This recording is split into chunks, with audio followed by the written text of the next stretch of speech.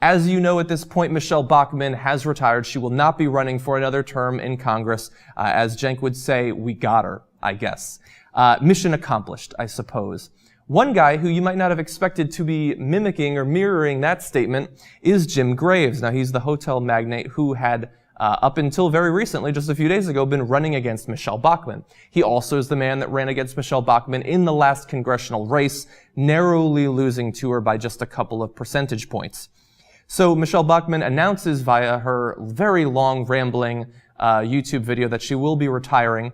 And now he is saying that he will also be dropping out of the race. Now this was met with, I don't know, a lot of confusion. Why would a man that only narrowly lost a race for Congress last time around drop out when whoever it is that will replace Michele Bachmann this time around will almost certainly have a lower chance of winning, if for no other reason than lower name recognition and fundraising capacity. But he says that he will be dropping out. Now, we're going to read for you his statement, and then I'll do a bit of speculation as to what might actually be going on. Jim Graves says, basically, after all that's gone on, and with Michele Bachmann now stepping down, I've been talking to my friends and family, and frankly, the feeling is mission accomplished. She wasn't representing the people of the 6th District appropriately, and now she won't be representing them. There's no way anyone could run and win who would be worse than Michele Bachmann. So we accomplished that task. He's mostly correct there. I think that he should look up some of the statements of Louis Gohmert, Ted Cruz perhaps, also the poke the holes in the earth guy and oil comes out. He might be worse, but she is one of the worst, and so I understand that sentiment. Now, when the news broke that she would not be running again, there was discussions going on around the studio about why he might actually be dropping out, and Cenk believes, without any evidence yet, that there has to be something behind it. Either he was engaged in some sort of scandal that will come out in the next few months, something like that. I actually, at this point, am going to put myself on the record and say that I think he is actually being genuine.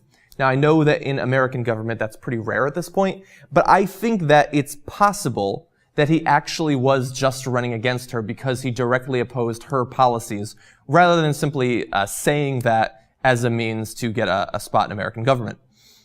He is a very rich man. He's going to be perfectly fine. Now, I understand that that has not stopped other rich Americans from running for Senate and House seats.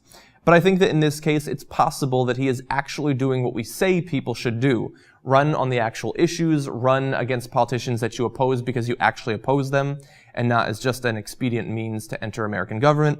And it is possible that that is actually what's going on. Now, turning to Michele Bachmann, she is not going to be continuing on in the House. We have seen no signs yet that she will be running for any sort of higher office, Senate, the presidency, although I would not be surprised if she tried again in 2016. A little bit of good news for those of you who might be worried about her chances if she was to run in 2016, Democrats, I should say. There's a national poll polling what people think about Michele Bachmann.